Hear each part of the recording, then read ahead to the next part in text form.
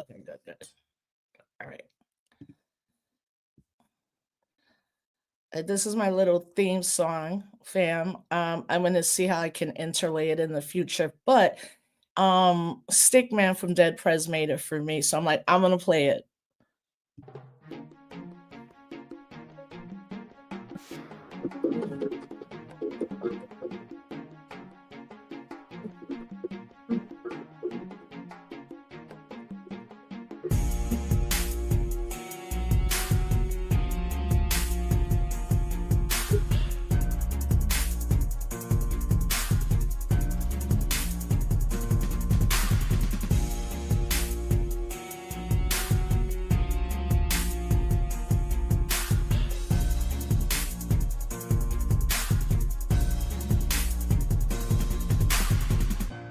They don't want you to know the truth. And moreover, they definitely don't want you to know the truth. Was I gotta turn it off? At the end of that, who y'all heard on Instagram and here, that's my well, she was my younger niece. Now she is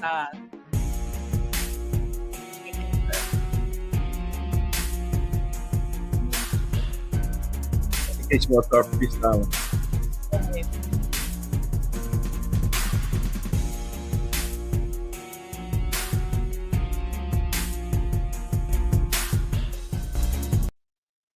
okay, we paused it. Okay. Now I'm gonna start again. So if you heard the theme music at the end, that's my niece Raina when she was younger. I love it because they really don't want us. They don't want to talk about what's going on. Every day's a shit show. It's only been 30 days. I feel like it's been 20 years. I don't know. But I'm so happy that my numbers keep growing. So first and foremost, always thank you to my sponsor, Cooperation Jackson, both for Disrupt the Chaos. Y después aquí, Can't Stand Our Blackness, right? I've been wanting to do a show really focused on Afro Black Latinx, identity, culture, and politics, and that's why I have like my comrade, like anytime I want to go deep and like truly see it from a different lens or a racial construct, I'll call Hiram and be like, what are we supposed to do about this? And we both, our political homes are the Malcolm X grassroots movement, so that's important, at least for me to say that's who raised me to be a movement person, my comrades, all of them in Malcolm X grassroots movement. Yeah, so thank you. Keep watching it, keep sharing. And I have a bunch of things I want to kick it with Hiram, but Hiram, just a couple of things you want the audience to know, and also your organization. Yeah, thank you for the invite, Rosa. Always love talking to you. So for those who don't know me, my name is Hiram Rivera. I've spent the last 20 years as an organizer, working on a number of different issues. First, starting out with the issue of political prisoners, but then working on the issue of education justice, juvenile justice, and most recently as the executive director of an organization called the Community Resource Hub for Safety and Accountability, focusing on the issue of policing, police abolition, criminal justice as a whole. And also the founder of our George Jackson Organizing School. And like you said, longtime member of the Malcolm X grassroots movement, and a bunch of different other organizations. And currently residing here in the city of Philadelphia.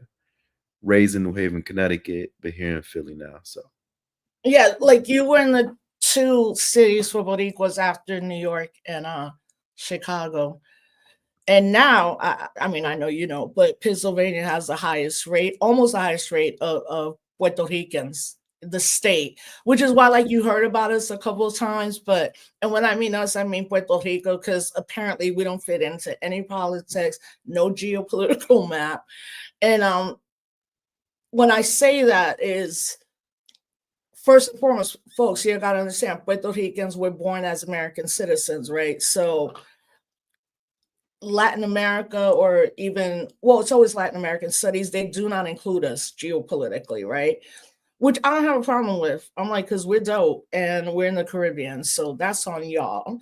And part of it is too in academia. Latin America also doesn't deal with race very good at working class people and labor, given the dictators and the overthrows in so many governments, but it's always like Puerto Rico's a stepchild, as opposed to like the reason y'all even doing that is because we were doing that from the giddy up before 1898. So I'm so happy to have you on. I wanted to ask you first and foremost, when you were growing up, did you know like phenotypically skin color was different, or it was like, at least for me, just that's a fam? Yeah.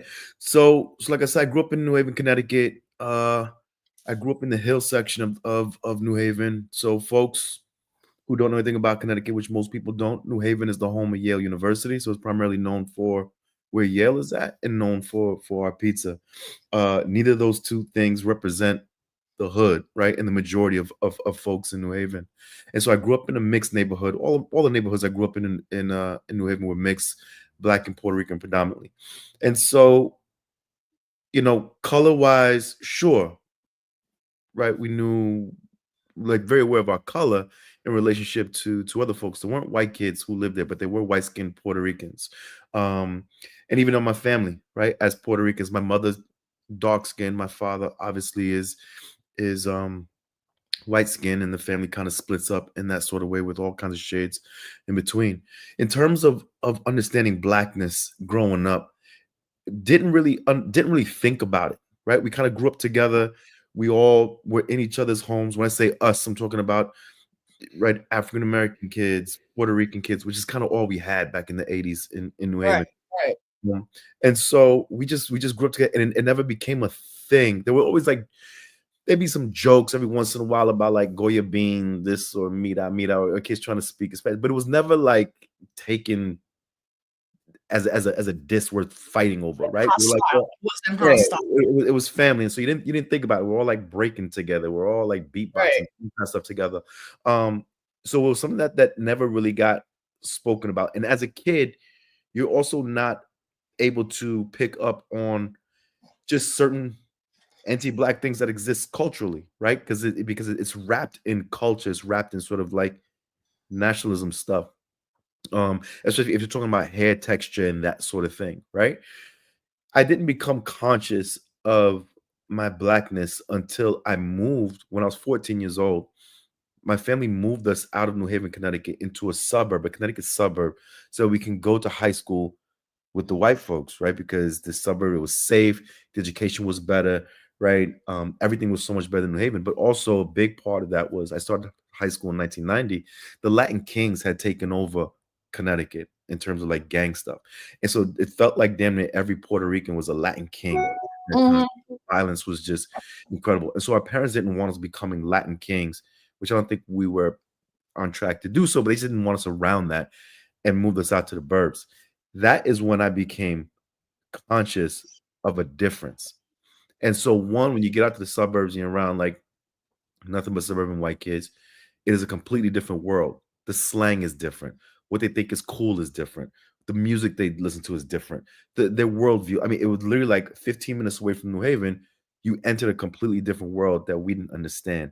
And I Mhm. knew it was a problem when first day of school, my brother and I, we lay out our outfits. It was August, so we had the starter outfits. It was the pinstripe baseball short Yeah. set that you see in the summertime video from Will Smith, right? And our Patrick Ewing sneakers. I mean, it was tough, right? We was like killing the first day, and we walk Look. in and we walked into the cafeteria where all the students were at, and the whole school just kind of stopped and stared at us. And they're just in there in like these dingy clothes, hemp hoodies, some Birkenstocks. We looking at them like, what the fuck? They looking at us like, what the fuck? And that's when it started. And so to wrap up this this long story, um, as you can expect, going into that school, we were faced with a lot of direct and indirect racism, right? So Yeah. being called niggas, being called coons, being Mm. called monkeys, being called all, I mean, words I had never heard of, right? The indirect racism that was coming from the administration themselves. And so, they would say there was a group of us who were students of color, so blended Black, Latino, Filipino, or whatever, that we became friends throughout high school, and they would invent rules that said we couldn't hang out in groups larger than two, because we made the teachers nervous, and we Wait, made the what do you mean students. the school was more white? What did it mean? Like you guys and the black people? Yeah, so there Like, was a small group. There was maybe like total. So what you had was the ABC program, a Better Chance program from New York City, that takes uh-huh. academically like astute students and sends them to schools in suburbs in New York and in Connecticut and Jersey. And so we had some of those students in our school, and then we had just some other students who were like Indian or Asian or whatever. But grand total in my high school class, non-white students was about 5 of us. In the school total, maybe 10. My graduating class was close to 1,000 students. So you have about 4,000 students in school, maybe 10 are students of color. And so the school administration, the principal had said that we were not allowed to hang out on free period or in the cafeteria in groups larger than 2 because we made the teachers and we made the students nervous. Now we did it anyway, right? But that was just where we started to pick up on that. So what happens? This is 1991. I start high school. 1992, Malcolm X, the movie comes out. My Mhm. father, who's not, I wouldn't say is holds revolutionary politics, decides like, yo, I'm gonna take you, me and my brother, to go see Malcolm X, the movie, because he says it's history. You got to see it. Right? My father looks Italian, right? And so, we're like, all right, I'm 14 years old, right? I don't know. I see it, and my mind is blown away. Now I know Dr. Jerry Ball hates that movie, right? But and for all the political and historical inaccuracies, I get that. But at that time, at 14, my mind was blown away, right? Right. Yeah. Finally, it was like language and context put to what we had been living in and we're going through in that school. Because the way my parents understood that was, well, don't fight those white kids because you'll get arrested and we don't have money for lawyers, right? And beat them in academics, right? Like get better test grades in them, get better. But that's hard. It's hard to focus. I had teachers Yeah. call me And homeboy. also we're teenagers. Like no matter Right. what, like we're going through the most biological, mental growing. Right. So there's I, a lot on that. I had teachers calling me homeboy. I had a math teacher who said, yo, homie, you be doing your homework today? I never forgot that call. I never forgot just like that. Right. So it's like, I'm not trying to do your work. I'm not trying to do nothing for you people. Right. And you start wilding out. I get a Malcolm X poster. My mom notices that I'm kind of like just withdrawn, just not doing well in school, just not having it. We literally cried. We want to go back home. We said, send us home, take us home. We don't want to be here. A whole year of that. She walks in my room. She looks at the Malcolm X poster and she goes, I have friends who do that. That's what she said. And I look, right? And it was NOI. My mom worked in a jewelry store in New Haven. Across the street was a sports clothing store type thing. And the brothers were members of the local chapter of the NOI. So she hooked it Mm, up. She would drive me to New Haven, bring me back to New yeah. Haven. The brothers would pick me up and would take me to the mosque, right? Because she's just connecting it to the movie and whatever. I talked That's to Minister Muhammad was his name. And that first day we're talking, and I said, Minister, I'm dealing with this thing. I was like, I go to school, they're calling me nigger, they're calling me jigger, they're calling me all these things. But I'm Puerto Rican. I don't understand why they're saying that to me. Now, fuck them. I get what they're trying to do. So we have problems because you're trying to be racist, but I don't understand why they're using those slurs for me, right? right. Because I'm Puerto Rican. And he looks at, he puts his hand on my shoulder, he looks at me and goes, brother, right? And then just broke it all the way down. And right there, I was conscious of that, Mm, like, conscious of what it meant to be black, conscious of blackness, conscious. We grew up in it in my house. Like I said, my mom is dark skinned. We had, my father was a bookkeeper and did bookkeeping for a black book publishing company called Harambe that had so we had the books in our house. Right. But for yeah. me, there's black and we come from Africans, but we're Puerto Rican, right? Understanding in a nationality kind of way. We're Puerto Rican, African American is something else. With family, because they're in my house. We live together. It's all love. And the minister broke that down on this, saying that it goes beyond nationality. And there's just Yeah. other. So that day it was like, were you a senior, junior, or what? What grade were you in? I was a freshman. Oh, so you were ninth grade. Okay. I was like 14 by that time. It was like 14, 15. So going into my sophomore year. Because So Malcolm right X now, came out 92. So it's like, yeah, going to my sophomore year. yeah. So wait, you're a little bit younger than me. So what year did you graduate from high school? 95. Okay, so this is right now, this is so fascinating because we've never gone deep about our families, because that was your experience was almost the same as mine with two differences, right? So born, raised, and not born, raised partly in the Bronx. Like, remember the blackout of 1977, like it was happening, remembering, like, you know, bricks and destruction and all that ugliness around that. But yeah, the same for me, like African American people, Puerto Ricans for the most part.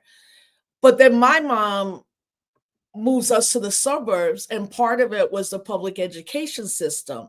But where she moved us was a little, it's called a village, Elmsford, New York. And we were definitely the first Latino family, period, right? But when I start going, I'm being made fun of as in second and third grade, right? Because I have an accent, or I look different, or like I would, people made fun of my nose. It was just like, and also I went through that ugly duckling, like, yeah, 13, I would have been like, girl, hope it gets better. And it did. But it was such a small community, but it was African American, white, and white, like 100, and then us. Yeah. The African American community is actually more affluent than the white American community, but we knew each other. I graduated with 33 people. So we went to junior high and high school together, 7th to 12th grade, right? There's, you know, everybody, and everybody knows you. And like, you know, if you're smoking a cigarette, someone's going to call your parents, or things like that. I mean, I even tell people I never ever saw a police officer my entire growing up in Elmsford, New York. But they also made me go to immersive language because I was bilingual, right? And I have so much hate for the way they treated me, where they would pull me out. And I have had subsequent things with my mom to be like, did you know what was happening? You know, she's like, I didn't want you to feel different. I was like, but I was different. Um, but as I got into high school, I specifically was with Black people, right? Like, there were maybe two other Latinos in the school. Now the school's almost all Latino. And I was in everything. Cheerleading, we won state championships, basketball, was state track. I did everything and anything because I was also growing up not really knowing, like, why am I here in this privileged 5 days a week? Because then every weekend, my mom would take us to see our cousins in the Bronx. And I'm so grateful she did that. I began to realize the older I was that, like, what their counselors are telling them is not what my counselor is telling me. Right. They're like, Puerto Rican women get pregnant, welfare. And then my counselor, a Black man, was like, where do you want to go to college, kind of thing. So I had to deal with that when I went to college, but more around, like, I think like you, I knew I was Puerto Rican. Everything else was like secondary. Like, I don't even remember if I would say, wait, I'm Puerto Rican. I'm an American citizen. Why? I don't ever remember my parents having that talk with me.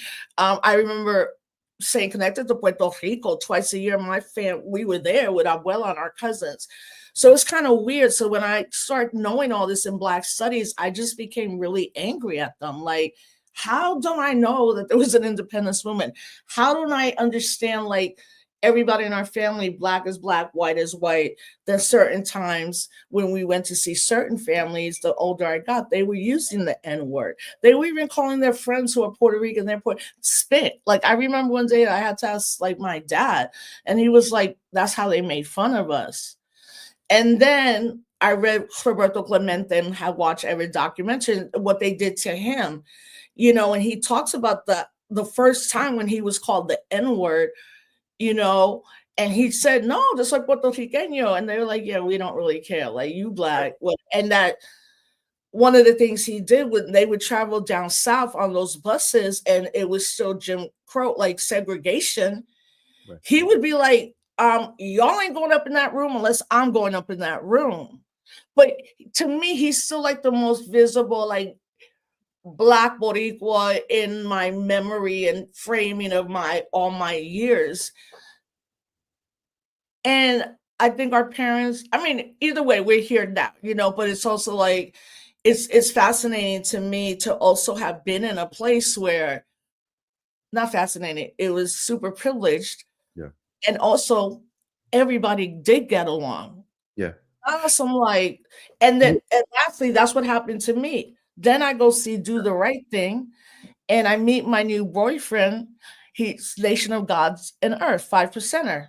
We go to Harlem on the weekends, and his Hebrew Israelites, yo sis, you're not from Spain. I was like, yeah, I know that part. Sis, you're black. I'm like, no, my boyfriend's black. And they're like, no, you black queen. And it was like the Hebrew Israelites right there, like, and you should know about the Moorish, all that. So when I got to college and I began to see that it was more the African American community, the Caribbean community that brought me in. Well, a lot of the other people I knew were in that kind of Latin American concept and organizations. I didn't.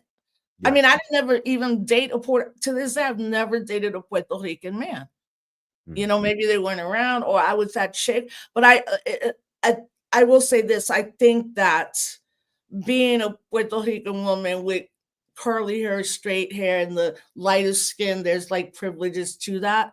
Um, yeah, so it's just fascinating to hear you say it because it's like we only 5 years apart, but had that same type of experience. So you're going to high school, and then like, what's the next?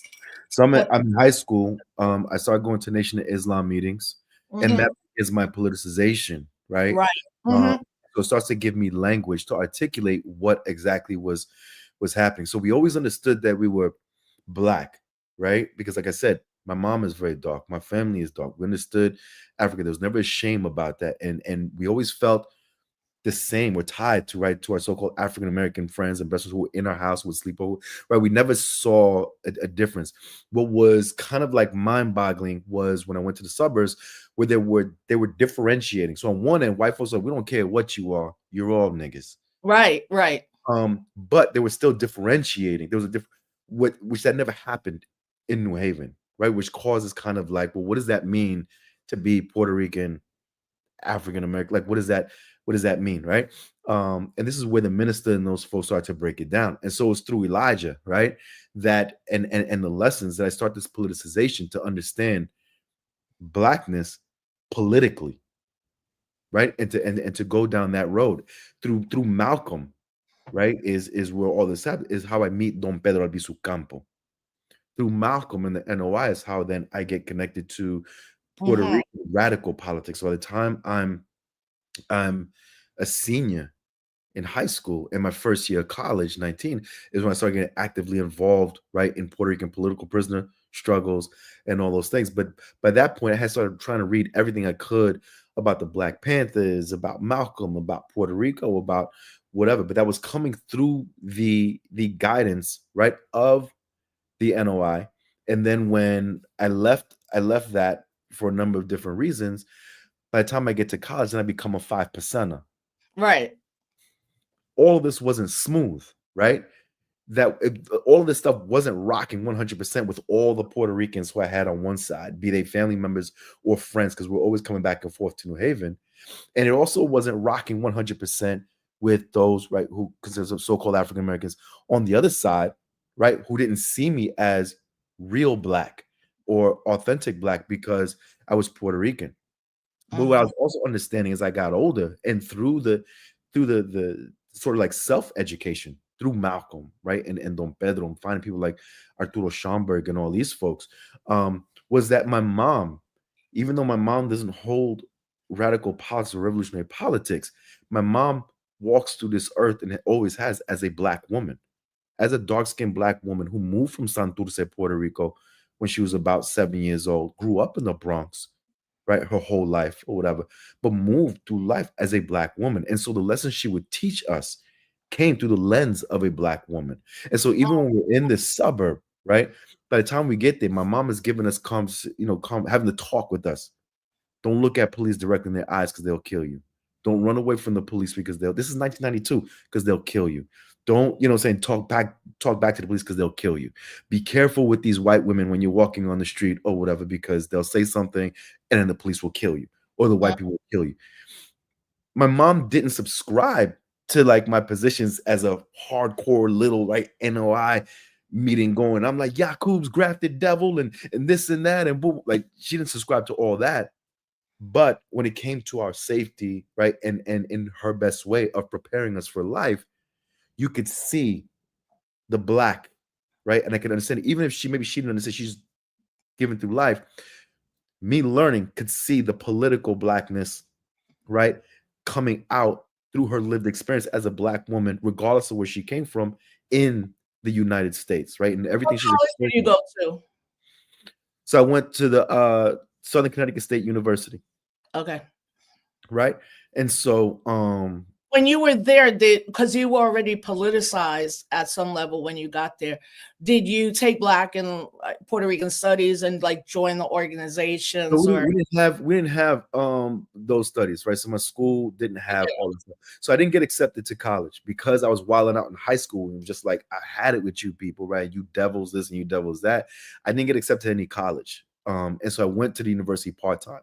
At the time, the university didn't have those programs. So we had like a organization of Latin American students. We had a BSU, but we didn't have those types of classes in my university. So a lot of the stuff that I was learning was coming by way of political prisoner work, being able Yeah, to meet movement veterans, being able to meet former Panthers or Puerto Rican, right? Puerto Rican veterans.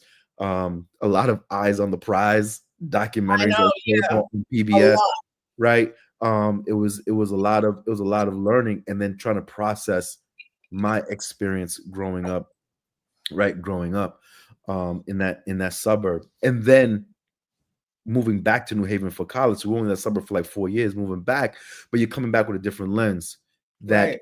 15 minutes up at I-95 exists a completely different world where my school wasn't underfunded, where the lunches were good, where we had brand new books, where there Yep. was like teachers and you know what I'm saying? Like it was a completely different world, just 15 minutes away from where I was growing up, right? Mine is 18 miles away. So from Elsford, New York to the Bronx, Westchester Avenue, to this day, my dad still has his business over almost about to be 60 years.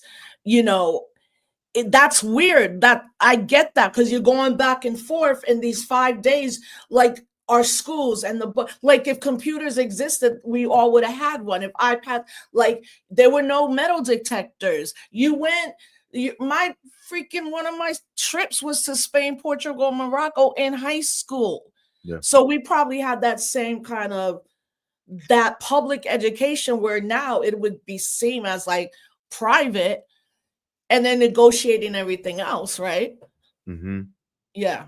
And so it starts from there, and then once you get to college and you start reading other folks, and you start reading Fanon, and you start reading right and being introduced to all these other things, then I start to understand right that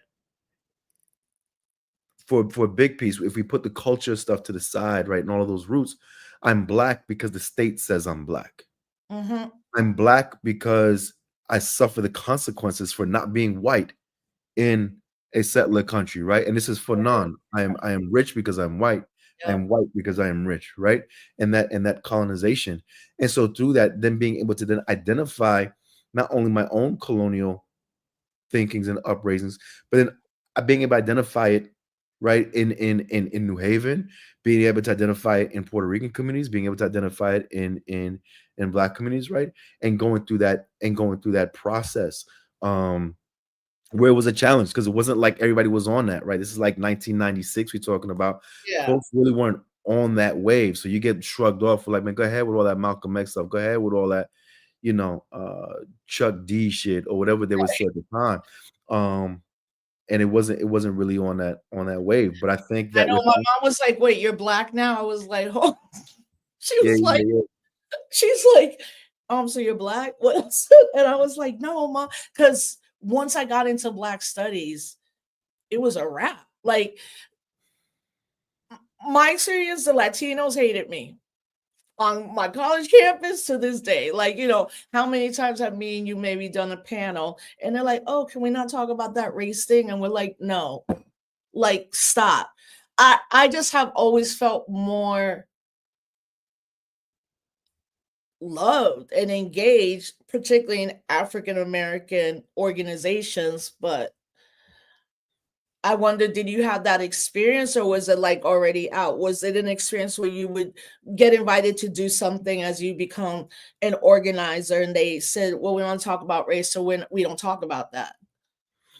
For me, it wasn't directly like that, but there was kind of like you would get like so again, if I brought up lessons, right, that I learned through the NOI or Hmm. 5% experiences, or just identifying as black, right? And you Right. do this as well. It's like black Puerto Rican, right? I don't do like Afro or it's just I'm black Puerto Rican, because I felt like it's a political statement as well. Again, going back to right our lived reality here in this in this country.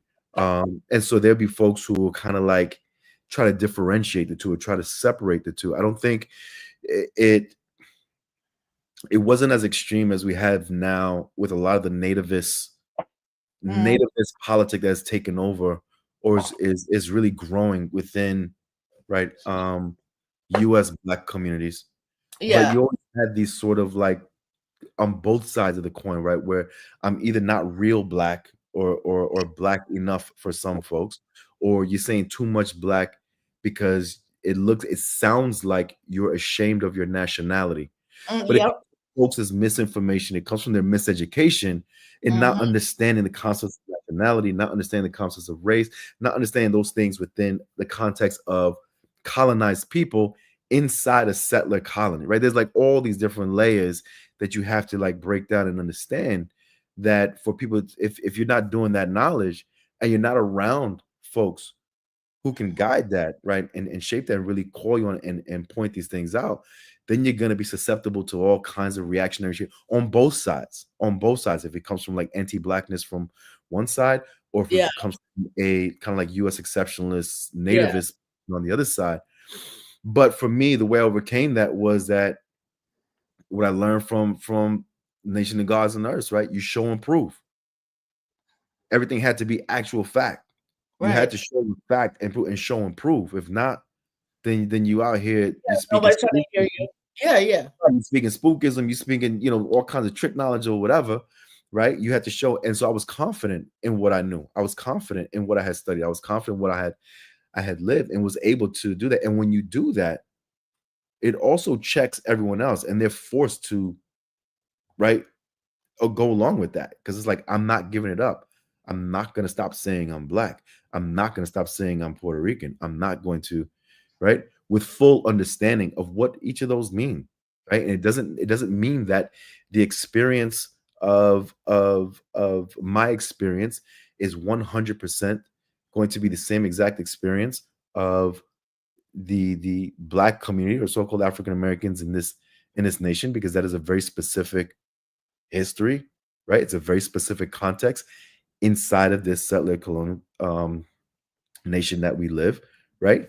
I also understand that my experience, my lived experience, isn't going to be that of like Puerto Ricans on the islands versus those of us here, right? But that also that my experience is going to be different from white skinned Puerto Yeah. Ricans who couldn't understand, who could only understand things in concepts of nationality, but not race, because they never had to suffer the consequences, Consequences of right? the, yeah. And they didn't have to bear the weight of carrying that black crown that you carry on your skin in this racist white Mm, settler country, right? And so understood that I live in a very particular dynamic that requires me to understand probably better than most and to research probably better than most, right? All of these different dynamics to be able to navigate, but not just navigate, connect the dots for those for whom the dots aren't connected.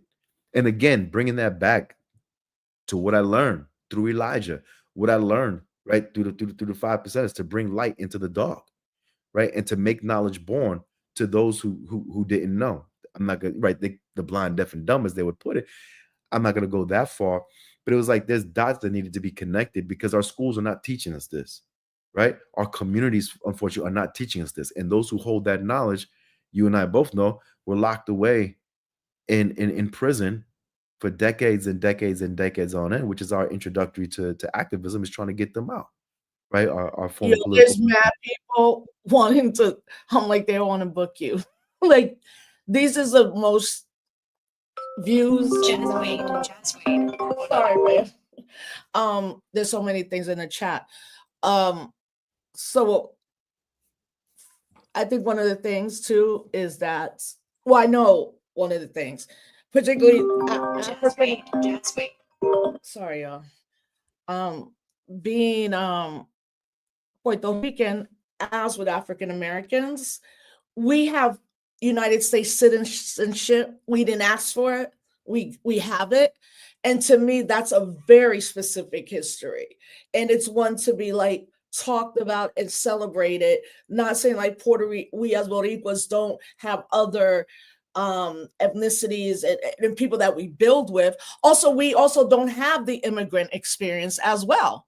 It's migration. And for me, I think in hearing you say this, it's then, as you said, it's the politic now. It's not just because all of a sudden you're like, oh, I'm black now. Well, what does that mean? So in saying that, I'm just gonna say, so you're getting mad shout outs, peace, Hiram. All right, you're good. Yep. Let me see. Afro Latinos have always been in existence. Yes, absolutely. I would say yes, but language is very different. You are not Black American. Black Americans are special people. So I get that. And I think that speaks to ADOS, obviously. And if we're with Schomburg, we're Black, peace. Okay. All right. Look, I think one of the things is that you bring up, like, I'm not gonna allow anybody to shame me because I am a Black Puerto Rican. It just speaks to the not understanding like international, but understanding the politic of Pan Africanism. So is that the same experience for you? The politics come through that understanding as well, being a Pan Africanist. Those politics came through. Right. So it's my political education that first started through the NOI and the 5%ers, and then was formalized in places like the Malcolm X grassroots movement, in the Puerto Rican Nationalist Party, in Yeah. different organizations, and most importantly, meeting elders, right? And so having relationships with elders like Nahanda Abiodun, who was Western freedom. who was charged with being a part of the team to liberate Assata Shakur from prison, and was also exiled in Cuba, right? Being able to correspond with people like Dr. Mutulu Shakur, and different different political prisons throughout the years.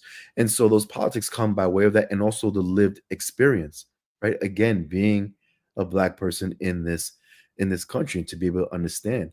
I think it also comes from being in these organizations, right? Like 5%ers, like the Nation of Islam, that are grounded and Yeah. rooted in the historical context of Black people in this country, right? Which has to be understood and respected, right? I think part of the nativist stuff that you have with the ADOS or the FBAs and that sort of thing, it's not anything new. That's always existed. That's Yeah. as there's been Black people in this country.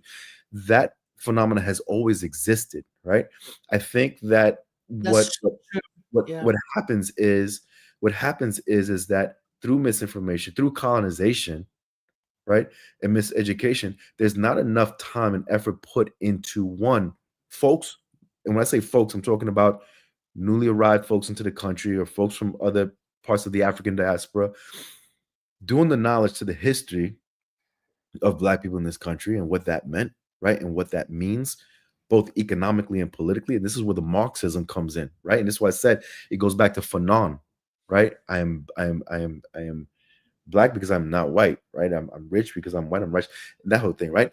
Um, Understanding what it means, what it's meant to be Black in this country, what it means to be Black in this country, what that means for U.S. empire, for the growth of U.S. capitalism, for the growth of U.S. wealth, right? That has created the conditions that we see today, and respecting that and understanding it. And on the flip side, understanding that that's just one side of the coin.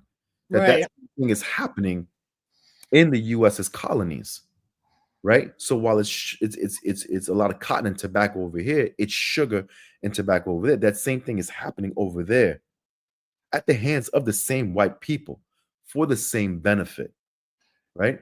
In the same way you use race and gender and all these right class divisions to divide folks to keep you away from uniting against the actual enemies of the people who are the sitting ruling class, we end up being pigeonholed into and falling susceptible to the trick Yep. knowledge and the bullshit that is spit to us that's meant to divide us as opposed to right highlight those things that do unite us.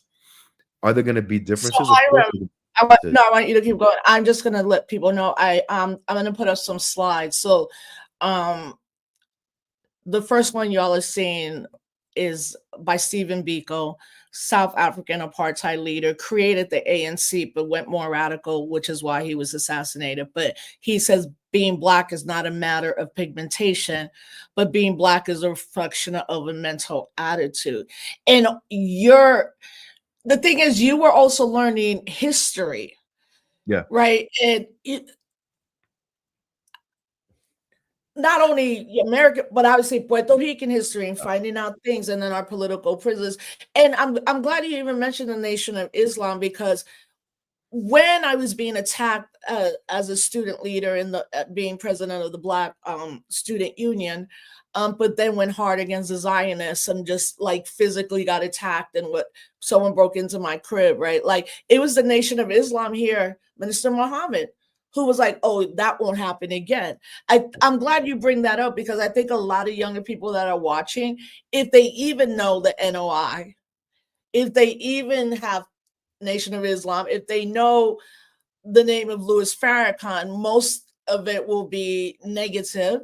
And there's things to say about the Nation of Islam. There's also real concrete things to say, that many African American Latino men in prisons, some of them convert to religion and some of them convert to Malcolm X, Right.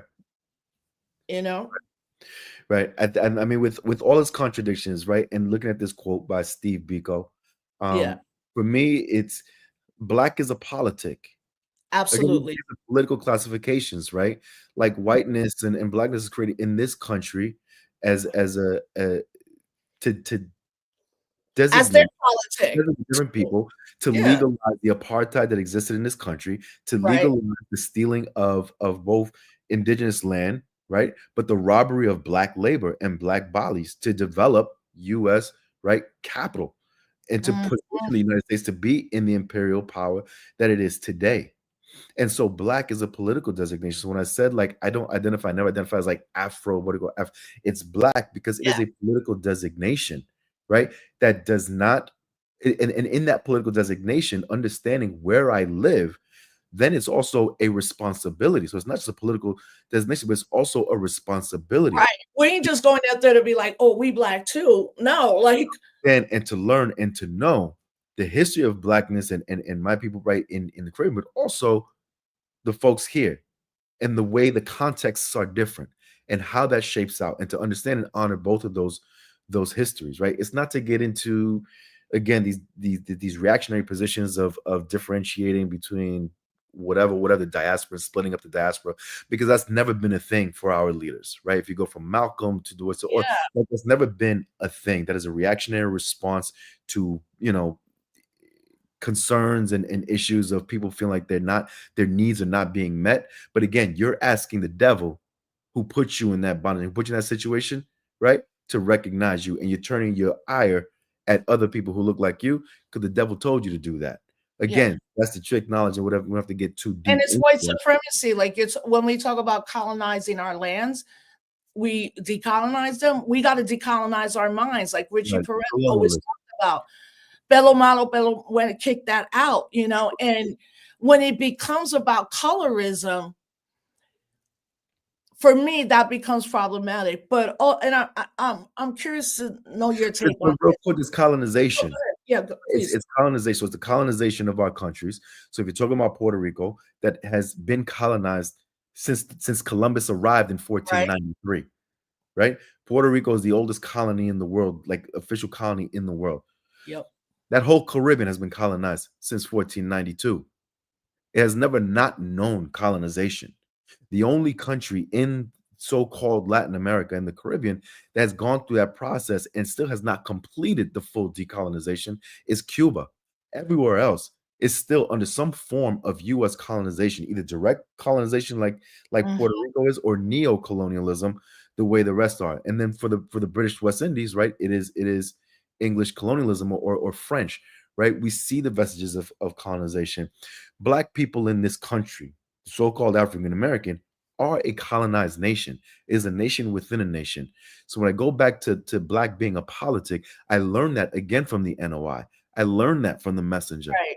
Right, Elijah. Regardless of all the critiques, and we can talk about all the different things about troubling with Elijah Muhammad, right? But the NOI were the beginning, right? Who took on what later became for the communists the Black Belt thesis, this notion that Black people in this country made comprise a nation inside a nation that deserved its own piece of land, that there was no salvation in this wilderness of North America for Black people, that there will never be any salvation for Black people under this system and living with these people side by side, that Black people needed their own country. That later morphs into the Black Belt thesis with Harry Hayward and the Communist Party, right? Communist Party USA. And then it becomes the Republic of New Africa with the Obadele brothers, right? And Yep. so Steve Biko, and when I talk about Black being a politic and a responsibility, it comes again back through Elijah and these folks who recognize that there is no salvation. So when we're dealing with reactionary, well-funded reactionary movements, be they the ADOs, be the FBAs, or be they reactionary movements, very hardcore nationalist movements in the DR or in Puerto Rico or whatever, right? That comes as a way of trying to maintain that colonization and hold that colonization, because Haiti proved what is possible. Haiti proved what is Right. possible for Black people in this whole hemisphere in 1804. And the United States and Europe has been doing everything possible to make sure that that never happens again, right? Um, and so I think for us, I wanted to make that statement because we see Steve Biko. This also goes back to Sekou Touré, because you talked about the Pan Africanism. Kwame Nkrumah, Sekou Touré, right, in Africa, who also talked about Fidel and Fidel Castro, right, and saying that Fidel was politically African because of what he did, right? Because of the fights and the struggles that he fought in Angola, right? And to help liberate and break apartheid in South Africa. His Africa, commitment yeah. to the continent of Africa, because we understood that as long as the continent is not free, none of us in its diaspora are ever going to be free. And I'm Wherever glad we you said that wherever for we the find, understanding of Castro, because obviously phenotypically white, light, but when you look, because he's also organizing around working class, and I think that's the hardest. I think that's the part that's always left out, even currently right now. Like, we have to understand what working class means. We have to understand Marxism, capitalism, even seeing this moment right now, right? It's about hyper capitalism. It's not about humanity. So they're going to do whatever to do that.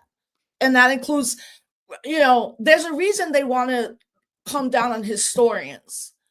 I spent my whole life being a historian, and there's a reason why they want to erase everything, because they want to erase us and just make us workers or laborers without ever being people or cultures, nationality, being free, having humanity, water, food. They want that for us. And I think people better really right now take this very seriously, right. especially seeing what we're seeing in Puerto Rico, Hiram, and a younger Boricua diaspora. I am, so happy to see younger folks being like, wait a minute, yo soy Black Boricua. I grew up in Louisa. I'm not going to hide it anymore. I'm not going to hide A, B, C, D, E, F. Because I know that when me and you were in the crux of it, it wasn't always easy. But we have an incredible understanding of, again, Pan-Africanism, the politics, but also how this nation, this country treats its own citizens, i.e. African American and Puerto Ricans. Yeah. Yeah. No, I mean it's become real popular, a lot more popular. I'm gonna say more popular now to identify as like Afro, Latino, Black, whatever mix of the words and letters you put together, right? Um, than it was before. But sometimes it gets a little too loosey goosey for me with that too, right?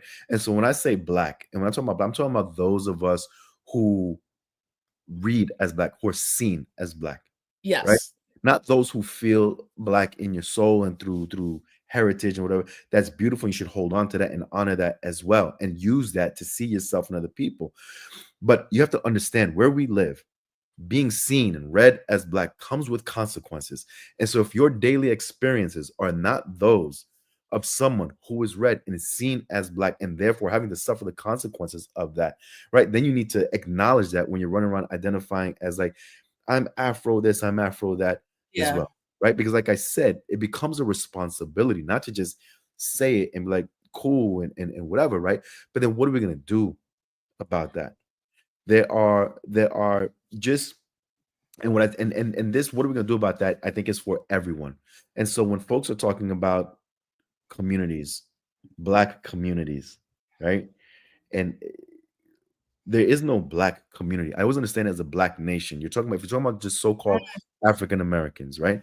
Yeah. Black people in this country, but US born black folks.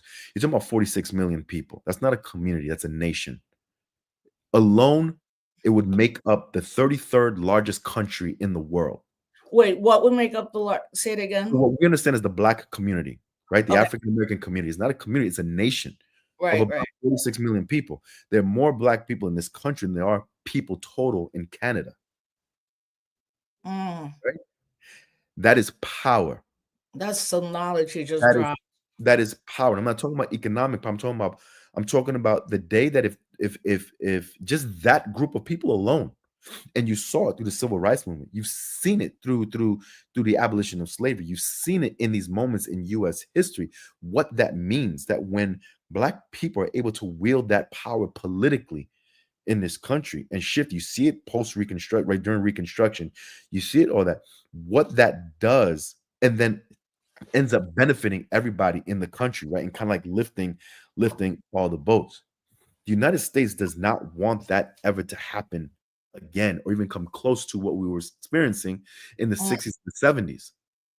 Because when you had the Panthers, when you had these black radical movements and revolutionary organizations, right, aligning themselves with other colonized nations in the country, but playing the position of the vanguard, but not telling folks, you not us, and you'll never be us, and this and that, and doing that sort of like nativist FBA thing that is happening now, but instead, right, recognizing, understanding this is our history, this is our position, this is what it means to be black in this country, being able to see ourselves in each other as kin while respecting the histories and the differences in the context and the circumstances that we did the time to study and learn, so that you don't disrespect, right, and you find your lane. Man, that sent a shockwave through the country. right. We have been in a counter-revolutionary moment since then. Since then, They yeah. killed our leaders, they imprisoned them, they went all out. The mass incarceration in the 80s boom, the crack and the cocaine and the heroin and all that, right? The US has been really, really fighting to the, and as the United States and US capitalism is in decline now, it is again really important that it is able to control its black population in one way or another through misinformation, through again these reactionary forces like the ADOs and the FBAs, through all that, because it is them who history has proven in this country hold the potential, right, to kick off revolution in this country, and not Right. just an anti-capitalist socialist revolution in this country, the detonators of revolution that then Mm, would set it off across the entire hemisphere. And so for us who identify as and identify with our blackness one, but hold a nationality, right, with another land, because we have to acknowledge and understand that the United States denies nationality to its black people here. And oftentimes there is a misunderstanding between those of us who are so-called Latinos and folks who are so-called African Americans, when it's like the jokes about me no black, I'm Dominican, I'm not black, I'm right, where people are confusing race with nationality. One is right, and you don't understand because race is not spoken, like you said, race is not spoken of in our nations, Yeah. our communities, right? We are sold the myth of Vasconcelos and those folks of the grand family, right? La Gran Familia, the cosmic family, that we're this beautiful mixture of indigenous and African and European. Yeah. Yeah. That So I call it the 1/3 theory. I'm like, don't right, even like, I'm but like, that you have no clue when you say that ridiculousness. But also, you're right.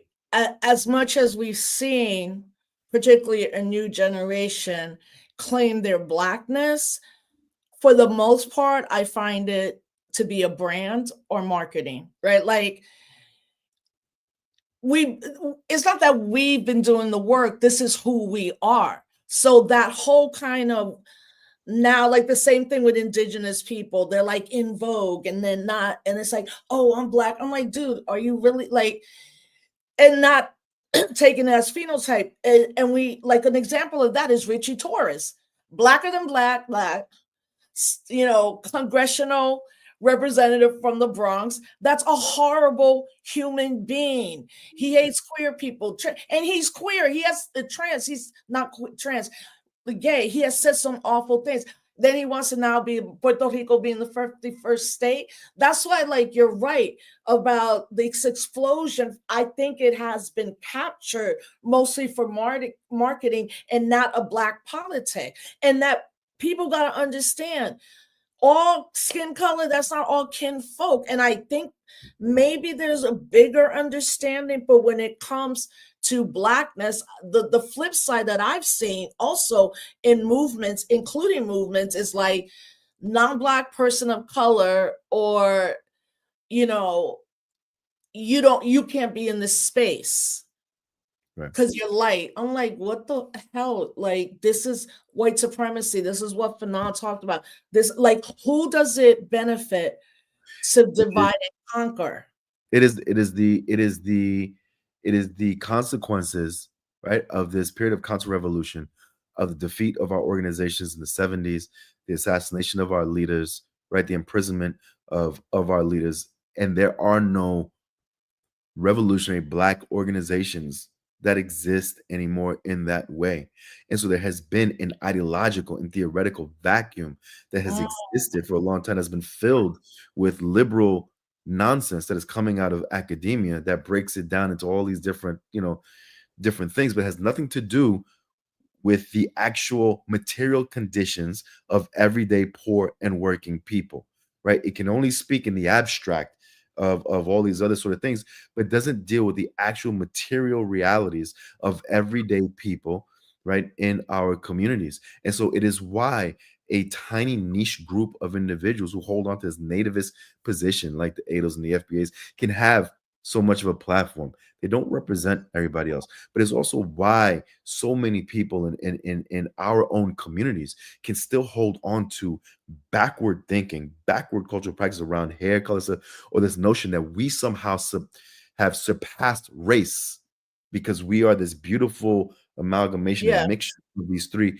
people, right? Is because there is a vacuum ideologically and politically and theoretically that comes as a result of the defeat and the destruction of our organizations back in the 70s and 80s. We need to rebuild Wait, those so do you think, Hiram, like in Puerto Rico, because now we're seeing definitely a young generation like out proud, supported Black Lives Matter, La Feminista Colectiva, like all these incredible organizations.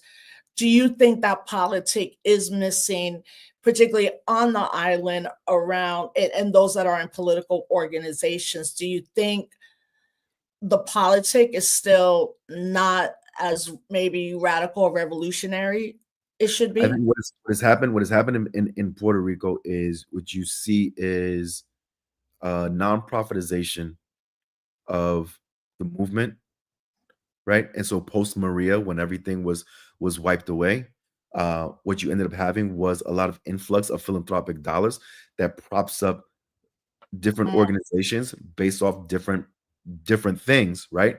But because you are coming out of philanthropy led, right, process and struggles, then everything becomes siloed.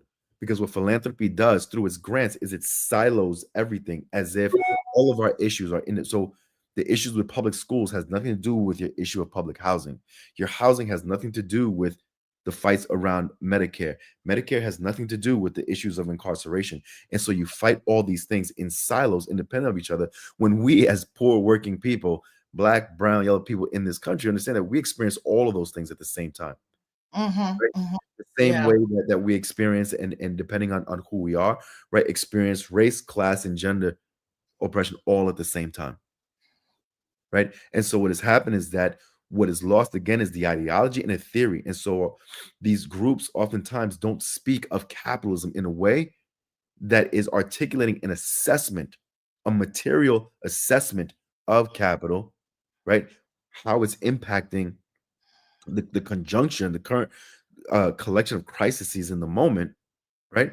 And then articulating a way out by way of using what all of our leaders from Fanon, Malcolm to Cabral to everybody, right? The Marxist method, dialectic historical materialism, to be able to identify who are all the forces economically, socially, and politically who are creating the crisis, impacting us, and enslaving us today.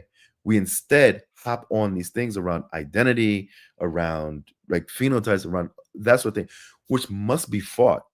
We have to fight anti-blackness in our communities as we struggle for a free Puerto Rico. We Do have you to think, fight so let me ask you patriarchy. around this anti-blackness, because I do have a problem with it as it has morphed into basically saying that all Latino, like that we're all anti-black. I mean, I have a serious criticism of that. I know that we're not, but it goes back to what you just said too around like the nonprofits and academia, right? So it's like, what, whose purpose is that to say all 65, 70 million of us are anti-black? The whole world's anti-black, but Exactly. also where's the policy? Like Puerto Ricans, Dominicans, we don't have policy positions or things being like, we're all anti-black. This whole country right Eh, now is I showing don't, us that shit don't matter. I You don't, look the way you do, you're yeah, done. I don't waste time with that, right? Okay. Folks who Yeah, speak in absolutes, like, right? like, I don't waste time with that because I know because on the flip side we hear all the same thing too, right? That all black people, blah blah blah blah blah blah blah, right? right. And all whatever.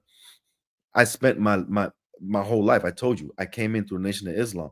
I was a 5%er, right? My friends, my family, everything. I have been around black people, African American, my whole entire life, right? From politically, socially, culturally, romantically, everything. I Mm, know for a fact through lived experience that that is not true. That every single blah blah blah blah blah blah blah blah blah. Right. So if you're telling me that every single one means that you have never met, you're not around, right? And so I don't care what you have to say because it's not factually true. You right. can't still improve that. Again, going back to my lessons through Elijah and the 5%ers, you can't show and prove that to be true, right? But history has shown us the opposite. Right.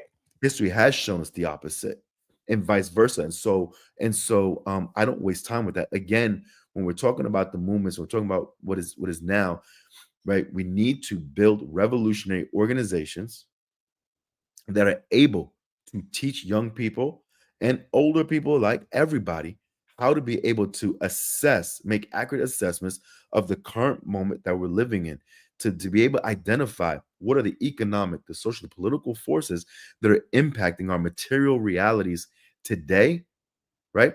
To put that in its historical context, to then show us the way forward, right? And through that is when we can then articulate to the people why they're in the material right positions that they're in. Then we can start connecting the dots because you can't go to the hood, any hood, talking just a whole bunch of revolutionary stuff when Yeah. people are trying to like feed their You're like, family. They're right. trying to Or let's go like switch it.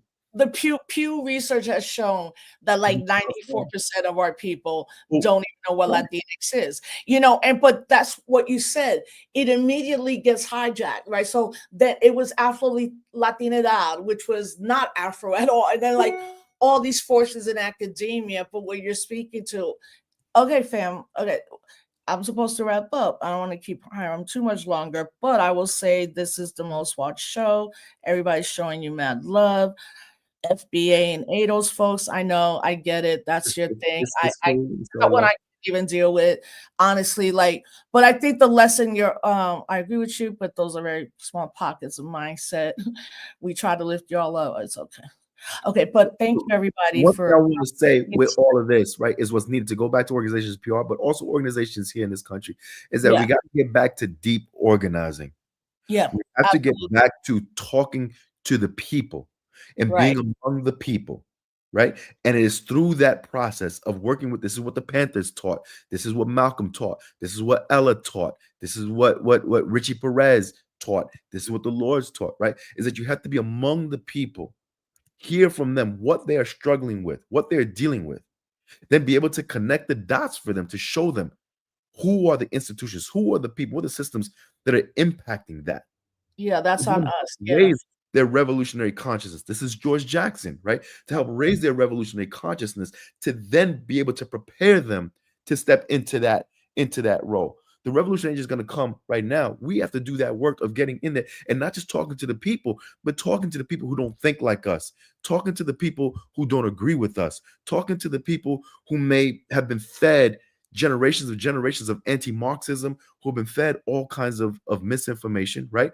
And do that patient work with our people, not throwing them away because they don't have the perfect politics, not throwing them away because they don't have the perfect language, but doing that work to address their material conditions, fight for what is rightfully ours, right? This, and raise that level so that ultimately we can do the work that has to be done, which is tear down this Babylon, right? And destroy it once and for all to lift the chains off the rest of the world. I'm glad, because I think that everybody wants you to come on again, which it will happen. Thank you, everybody. Just answer your question real quick. Look, I think where we're at now, I find that I'm not going to spend my time in those time spaces. Like, I don't have time to explain to y'all. Like, what we're seeing right now is a full automated techno authoritative state that is using every surveillance tool possible to disappear us, put us in jail, whatever is happening. I'm like, we have to know what you said. We have to be very clear on what's happening. There's like no wiggle room. There's no like middle ground. They are telling us exactly what they want to do. I think though the class analysis is what's missing in Latinos born in this country, because I know personally I never heard of anything until even maybe really understood capitalism, and racial capitalism and all that, till I became a grad student, really like, okay, because there was a speaker on Democracy Now! Today, a labor organizer, and he, for me, the way he framed it was beautiful. He was like, we understand that us losing our jobs and then losing our jobs to the federal government, which many people know are good jobs and retirement and pension. He said, but it's going to come down hard on the working class people. And we're already seeing it. Yeah. People can't apply for WIC. People's SNAP benefits come down. They're telling people you're not going to get your Social Security. Like, this is a full billionaire attack us and take like, what are we going to do when they stop giving meals and our titis and their Social Security?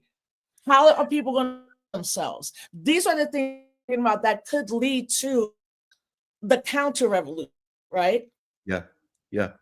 And it's organizing. It's organizing. And I know you know you don't want, you say you don't want to be in those spaces or whatever, and that's fine. But we cannot, right?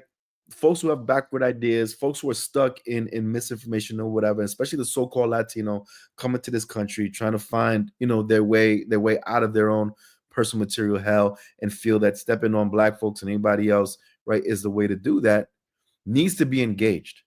And we have a responsibility. It goes back again to what I said, right? When we identify as Black in this country, and we don't hide behind a flag or a separate nationality, but we take on that crown, right? We wear that I crown. would have to talk to somebody about it and not just be We, like, I ain't we got time have got for to it. we have got to wrestle with them and argue with them, but we have to make Okay. spaces. We have to make spaces where they feel like they can come in. What movement has done, unfortunately, in this last 10 You're years right. is You're that right it about pushed that. a lot of people away. Be they, straight brothers. You have, Black Men Build was created because of that very reason, because there were Yes. brothers who felt that they're not welcome in so-called movement spaces. You have other, so-called Latinos or other, diasporic Africans who feel like they are not welcome in so-called spaces. You have African Americans whose whole families have been here forever, ever, and feel like they can't be in certain spaces. Right? We Mhm. have to undo that. And if there are those of us, right, You're who right. are able to understand that and know that, then it is our responsibility to do the work of engaging those people, wrestling with those people, fighting against their backward ideas, creating the spaces, right, where we can do that, but through work. Because I can wrestle all day with someone who wants to talk about FBA stuff and you're not real black, you're not this or that. Wonderful, whatever. I don't care, right? What is your rent situation looking like? Are you tired of these cops on Yep. the block? Are you tired of your kids' schools being shut down or whatever? Guaranteed you're gonna say, yeah, let's wrestle on this. Let's work on this because my kids' schools are dealing with that. I'm tired of these cops too. Let's wrestle on this. And through the work and addressing material conditions, then we can start building the trust with each other and identifying the real enemies, that you'll see how quick all of that stuff dismantles. The anti-blackness that comes from so-called Latinos, the Mhm. nativism that comes from other folk. You'll see how very quickly that dismantles when you're showing up for the people, when you're showing up with respect, when you're creating spaces for them to be their full selves, but also you're providing the opportunity for them to step into their leadership, into their power, and you're winning things. And when you win things, that improves their material conditions, then you'll see how all that other stuff falls by the wayside. And that's when you're dealing with a whole other monster. And that's when you're going to see the repression of the state come down heavy, because it learned Do from the you 60s, 70s of what that means. Yeah, I wanted to ask about that. Do you foresee that soon they will start coming, journalists and activists, regardless if you're Sure. in a group? Because we don't have a national movement right now, Right. right? Like a Right. lot of reasons, but they're gonna come for us. I mean, I feel like they are. Am I crazy to feel that way? No, no. Okay. Yeah. They're coming, right? They're coming. But George Jackson, Blood in My Eye, says it. Repression breeds resistance. Come. Yeah. Do what you got Yeah. to do. You have been trying to erase us for the last 500 years, be it in Puerto Rico, be it here in the southern states of the United States, be it all over. You have tried, and what Mr. Charlie and the devil has not been able to do is erase us and defeat us, and they never will. History has proven they never will. They will try, but it's on us to look back at our history, look back at those who came before us, who gave us the lessons, who gave us the jewels, do the knowledge and study to prepare ourselves for that fight, because it's an inevitable fight. It was written, but we will come out on top. The makers, the owners, the cream of the planet Earth, fathers and mothers of civilization, God of the universe. That's the first lesson I learned. Mhm. I am not afraid, and I am fully confident that we will win. Come what comes, we will win. Leonard Peltier stepped out of prison after Yeah, almost 50 years, after almost for the fist raised high, and said, "I'm still committed."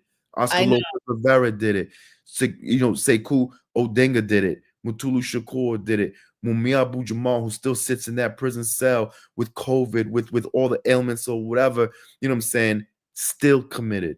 Yeah. Jalil Muntakim, still commit, right? He was Like, just he was here this morning, around the issue of the correctional facilities where, yeah, CEOs are doing a wild strike and they wanna call in the National Guard. I'm glad you brought up the political prisoners, and the movement because, you know, when they're free, people are like even with Oscar, Obama freed him, even with Leonard, Biden freed him. No, no, no, the movement did that. yeah, And young people need to understand right, that things can take 10 or 20 or 30 years, but I will say this, being introduced to work around political prisoners and prisoners of war, you were already in MXGM when I came in. And the same people I write or I just never saw how is this gonna not how they no one's getting out and they are. And the minute they all come out, I always ask you, little dude, don't you want? He's like, we ain't got time for that. We got work. I'm It's like, their time. Leonard said it too. I watch Democracy Now. They got a video up today, and yeah, all right, I'm up in the house for the rest of my life. Here, The rest of my we're life. gonna do some work, Right. and I guess it's like what we have to the politic of distance, revolution. Yeah. I mean, less than And 30 days. El, Look, El Che Guevara said it, right? El Che Guevara said it that we have the honor, those of us in this country have the honor to be able to fight the beast in its own belly, right? That we're not in mm, other countries, we are in the middle of it, and we have the honor to be able to fight this monster right here in the heart of the empire. And so it's on us to do that work, to get involved, especially our generation, this Generation X that I think that has pulled away, especially from the Puerto Rico politics, but from a lot of parts, kind of like pulled away because of a lot of, and that's a whole other show as to why that is, right? And you've and got a lot of that's we need. young people who are trying to find something outside of the nonprofit driven right work or whatever, but still need. And I think that there's a way that we can do that respectfully and get back in the fight. And like Leonard said, no matter how old you are, this is for the rest of your life.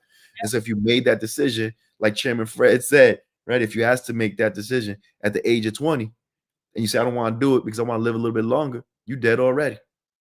Right. And Yeah, so we dare to struggle, we dare to win. And that's yeah, that's our and people, honor. yeah, That's our it's place. coming. Like I think, I mean, at least this is the first time in our lifetimes we've seen this kind of gangster government, like for real. Like all the other presidents, yes, so there's something about this that it obviously is trying to destroy all of us, regardless. It's just like slash and burn. We don't care about none of you. Y'all that voted for Trump, you ain't gonna get your SSI. The madness, the chaos is that where the resistance actually grows better. But you have to be an organizer. You can't, like, social media is here, but it might not be here tomorrow. We don't know. And if it's not here tomorrow, are you Right. comfortable walking on your block and talking to your neighbors? Because if you're not, that's what you allude to. That's the first level of the work. So, Hiram, first and foremost, thank you. I kept you so much longer.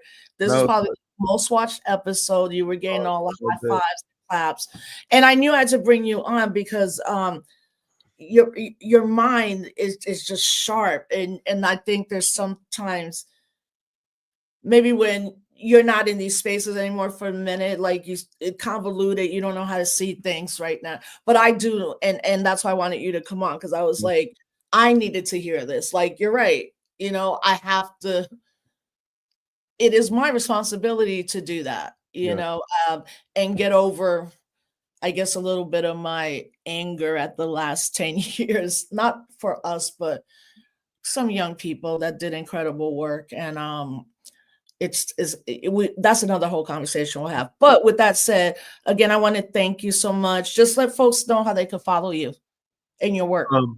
I'm so one, thank you, Rosa, for having me on the show. Thank you for all the work you have done for as long as I've known you, and for years and years and years. And it is my absolute joy to be able to refer to you as Dr. Rosa Clemente, because I know all the work that you put in Thank to you. doing that. And so Dr. Clemente, thank you so very much. Um, you can find the organization again is Community Resource Hub, and so on the social media, it's at C Resource Hub, all one word, and that's where you can see like a lot of the work and a lot of videos and stuff like that. I'm not super active on social media like that, and so Yeah. that one is that's the easiest way to get a hold of me, or just contact Dr. Clemente and Dr. Clemente. I know people will like, they're like, can I was like, yeah, he needs to do big speaking engagements. I know sometimes that's not your thing, but sometimes, people want to see you in mass. And also tomorrow, fam, unfortunately, tomorrow is always a sad day. That is the day where on the 21st, Malcolm X was assassinated in New York City. I personally, what I do on this day tomorrow is I just listen to Message to the Grassroots and every Malcolm documentary, but I encourage everybody to really listen to Message to the Grassroots. I think it's Yeah, the pinnacle as an orator, yeah. kind of where he was internationally. Y'all know Hiram, we'll bring him back. Just continue to follow me on YouTube. We'll continue to grow the show. Thanks everybody for watching. Thank you for all your time, my comrade. And I will soon, hermano. And thank you All right. for work Love as well. you. Bye-bye. Love you too. Bye. Thank you, everybody. Hey, it's on the chat so I could. Hey, thank you so much. Thank you, everybody, with comments, and I appreciate the engaging. So share um all the all the love, from for Hiram. I think he's really genius. He always really makes me think and kind of just, all right, take a step back, committed to this work. You just like leave when it's hard. So come to my YouTube page. Follow our sponsor, Operation Jackson. Please follow our work. I know some people were on last week and really got some good ideas of how to begin to organize in their local community. It seems that more and more people are definitely like, this is where I am, this is what I'm going to do the work. So we'll bring Hiram as much as he can be on, because he's always on point. So again, Disrupt the Chaos Wednesdays at 7, Can't Stop Our Blackness Thursdays at 7, and follow me on social media, follow Hiram, all my guests, and follow Cooperation Jackson, and take the time to listen to the shows around the night. All right, fam. Instagram lives this weekend. If not, I'll see everybody next Wednesday and next Thursday. Thank you for tuning in. Thank you for being part of Disrupt the Chaos. Peace, fam.